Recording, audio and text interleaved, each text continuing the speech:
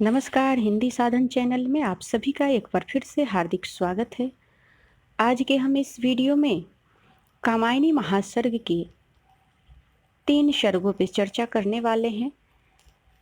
सर्ग का नाम है काम, वासना, लज्जा। इन 3 सर्गों पे हम चर्चा करेंगे। इससे पहले हमने चिंता, आशा और श्रद्धा सर्ग पे चर्चा कर लिए हैं। उससे भी पहले हमने कामायनी महाकाव्य की कथा वस्तु को भी देखा है। अगर आपने हमारे उस 2 वीडियो को नहीं देखा है तो उसे अवश्य ही देख ले। चलिए शुरू करते हैं। कामायनी का चौथा सर्ग है काम। मनु बैठे सोच रहे थे कि यौवन भी कैसी विलक्षण वस्तु है जिसके आगमन से मन में उन्माद और उल्लास छा जाता है। मनु में उल्लास भर गया। वह सौंदर्य के रहस्य को जानने के लिए उत्सुक हो गए। स्वप्न में काम ने सूचित किया कि मैं देवताओं का उपास्य बन गया था। मनु सौंदर्य का उपभोग करना चाहते हैं। मनु विचारों में डूब गए। उन्हें किसी की ध्वनि सुनाई दी जिसका आशय यह था कि देवों के विलासमय जीवन का सहचर मैं काम हूँ। मेरी स्त्री का नाम रति है जो कि अनादि वासना का रूप थी और आकर्षण का काम करती थी। इस प्रकार हम दोनों के सहयोग से ही इस सृष्टि का प्रसार होता रहा। प्रलय के जल पलावन से देव समाज जो लुप्त हो ही गया था, किंतु मेरी प्यास अभी बुझी नहीं। काम मनु को संबोधित करते हुए कहते हैं, प्यासा हूँ मैं अब भी प्यासा, संतुष्ट ओध से मैं न हुआ। आया फिर भी वह चला गया, तृष्णा को तनिक न चैन हुआ। काम मनु को भी समझाते हुए कहता है कि हे मनु, तुम भी भीतर ही भीतर झुलस रहे हो, शांति और शीतलता पाना चाहते हैं और उस प्रेम को पाना चाहते हो जिसके पात्र बनो। मनु उस प्रेम कला तक पहुँचने का मार्ग पूछते हैं, परंतु जागने पर पाते हैं कि काम की ध्वनि बंद हो चुकी है। यहीं पर सर्ग की समाप्ति हो जाती है। 5वां सर्ग है वासना।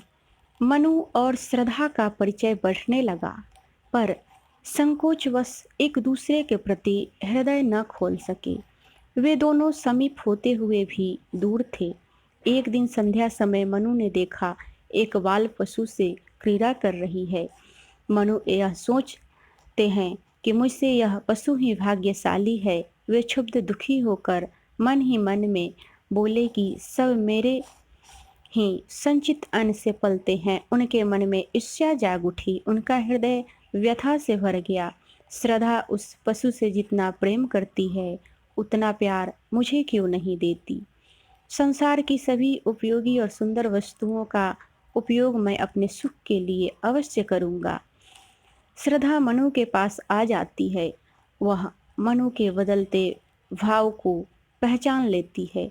श्रद्धा अपने कोमल हाथों से मनु को सहलाती है। मनु की ईर्ष्या दब गई और मनु का हृदय शांत हुआ। श्रद्धा मनु के परम सुख का अनुभव कर रही थी, परंतु उनकी तत्कालीन तृष्णा शांति का कारण न बन सकी, क्योंकि उसी समय नारी सुलभ लज्जा ने उनके हृदय पर शासन जमा लिया। अगला सर्ग है लज्जा। इस सर्ग में नारी शरीर में लज्जा इस मनोभाव का उदय कैसे होता है, यह प्रसाद ने सर्ग की प्रथम पंक्ति में ही अभिव्यक्त किया है। पंक्ति है, कोमल किसलय ने अंचल में नन्ही कलिया ज्यों छिपती सी, गोधुली के धूमिल पट में दीपक के स्वर में दीप्ति सी। लज्जा का उदय होना नारी का धर्म है। प्रसाद ने इस भाव का वर्णन काव्य शिल्प और काव्य सौरठ की दृष्टि से चरमोत्कर्ष पर पहुंचा दिया। काव्य सौरठ की दृष्टि से यह सर्वश्रेष्ठ सर्ग माना जाता है। श्रद्धा आत्मसमर्पण कर देती है और मनु को सांत्वना देना चाहती थी, परंतु लज्जा के कारण वह आगे नहीं बढ़ पाती। श्रद्धा के शरीर में रोमांच उठते हैं, वह स्वयं सिकुड़ती जाती है, अंग लचकने लगता है, हास्य में संकोच आ जाता है, दृष्टि में वक्रता आने से पलकें झुक पड़ती है। वह चाहती है कि मनु को सुख दे, पर संकोचवश नहीं दे पाती। लज्जा श्रद्धा से कहती है कि हे बालिके, तू मुझे देखकर इतनी चकित मत हो। तू अपने मन की चंचलता को दूर करो। प्रेम में कोई भी कदम उठाने से पहले तुम अच्छे प्रकार से विचार कर लो। सौंदर्य के कारण हृदय नवीन आशाओं से भरा हुआ होता है। श्रद्धा ने कहा, तुम्हारा कहना सत्य है, पर मेरा मन पुरुष संपर्क से शिथिल हो गया है। पुरुष से समता पाकर आत्मसमर्पण कर देना ही नारी का धर्म है।